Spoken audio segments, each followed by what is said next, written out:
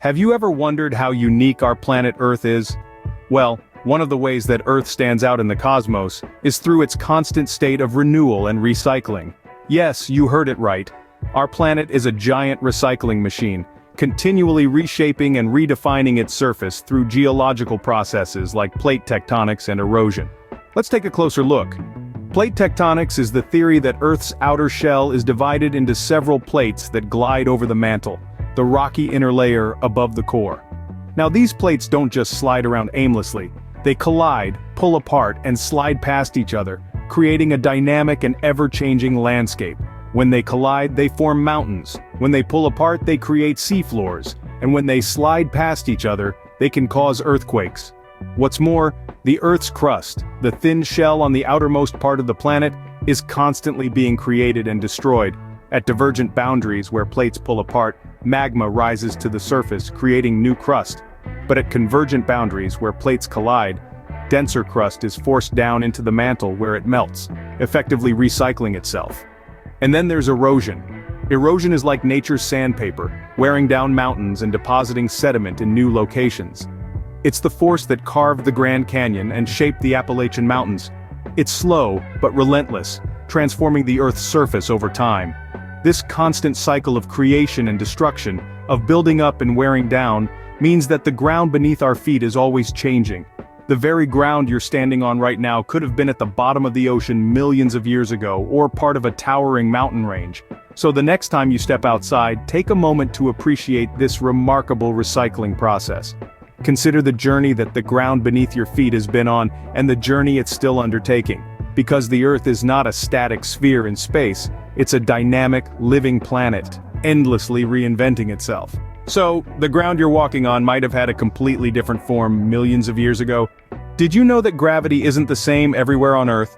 Quite fascinating, isn't it? The reason behind this lies in the uneven distribution of Earth's mass. Consider Earth as a giant apple. No apple is perfectly round or uniformly dense. It has denser areas like the core and less dense areas like the flesh. Similarly, our planet has denser regions such as mountain ranges and less dense areas like the ocean basins. Now gravity, being the force that it is, gets drawn towards mass. So, in regions where Earth's mass is denser, gravity pulls a tad bit stronger. Conversely, in less dense areas, gravity is a tad bit weaker. This variance in gravity might not be something you'd notice in your everyday life, but it can make a difference in precise scientific measurements. It's an intriguing reminder of how our planet is a complex, ever-changing entity. So, you might weigh a little more or less depending on where you are on Earth. What do you think keeps us safe from harmful solar radiation? Without missing a beat, let's dive into the answer. It's the Earth's magnetic field, an invisible shield that wraps around our planet, protecting us from the sun's damaging solar winds. Imagine our Earth as a giant bar magnet with a north and south pole. These poles are not static but rather dynamic. They have a tendency to flip, a process known as magnetic pole reversal. Now you might be wondering, what exactly does this mean? Well, it's exactly as it sounds. The magnetic north and south poles switch places. This isn't some rare once-in-a-blue-moon event. The geological record shows that these magnetic flip-flops occur roughly every 200,000 to 300,000 years. But don't fret. Even though we're overdue for a reversal, according to this timescale, it's not something that happens overnight. It's a slow process, taking thousands of years to complete. Now why does this happen? The answer lies deep within our planet. Earth's core is a hot, swirling mass of molten iron and nickel. As it churns and moves, it generates electric currents which in turn create our magnetic field. Sometimes, the flow of molten iron and nickel gets disrupted, causing the magnetic field to weaken. When it weakens enough, it can result in the poles flipping. But how does this affect us and our planet?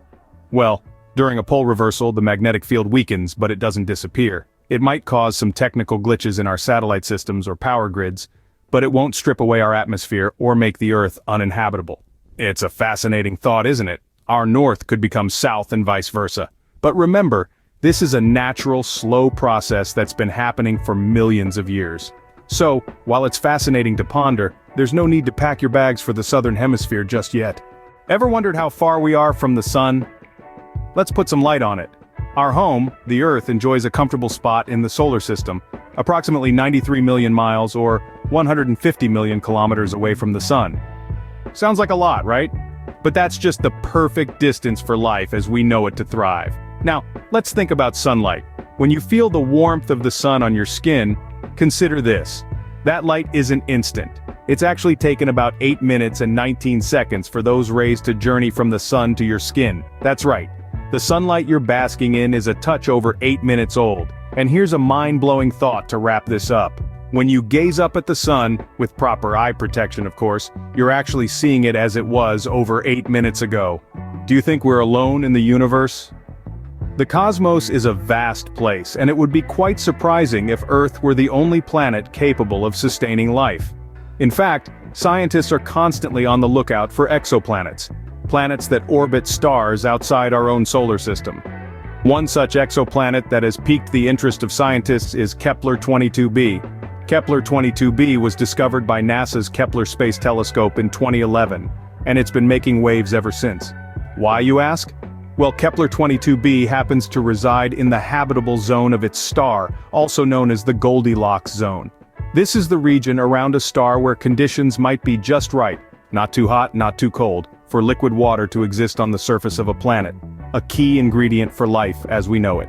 Now let's play a game of cosmic compare and contrast. Earth and Kepler 22b share some similarities. They both orbit a star, and they're both within the habitable zone. But that's where the similarities end. Kepler 22b is about 2.5 times the size of Earth, and while it's in the habitable zone of its star, we don't yet know if it has a solid surface or if it's primarily composed of gas, like Jupiter or Saturn. And there's another crucial difference. The star that Kepler 22b orbits is a lot cooler and smaller than our Sun. So, even though Kepler 22b is closer to its star than Earth is to the Sun, it receives about the same amount of heat. So, while Kepler 22b might not be a perfect Earth twin, it's a fascinating example of the types of worlds that might exist in our galaxy. In the endless expanse of the cosmos, the discovery of Kepler 22b serves as a reminder that we're just beginning to scratch the surface of what's out there. Who knows, there might be another Earth somewhere out there in the vast universe. Have you ever seen the sky dance with colors? Let's talk about one of the most breathtaking natural phenomena our planet has to offer. The northern and southern lights, also known as auroras. These mesmerizing displays of shimmering colors are not just Earth's way of putting on a light show, they are also a testament to the dynamic and fascinating interaction between our planet and the sun. At the heart of these celestial ballets are charged particles from the sun, a stream of electrically charged particles known as the solar wind. As these particles hurtle towards Earth, they meet our planet's magnetic field, an invisible force field that protects us from harmful solar radiation. But the interaction doesn't stop there.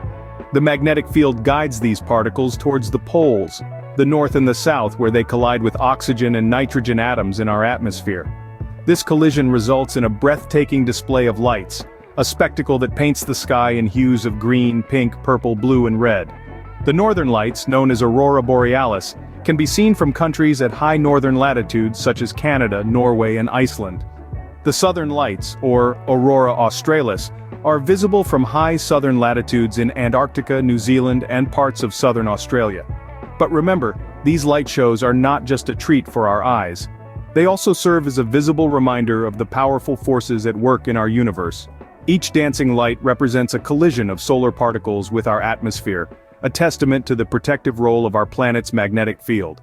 So next time you find yourself under a dancing sky, remember you're witnessing a cosmic ballet, a radiant display of our planet's interaction with the sun. It's a reminder of the magnetic charm of our Earth, as it shields us from solar winds while putting on a spectacle that leaves us in awe.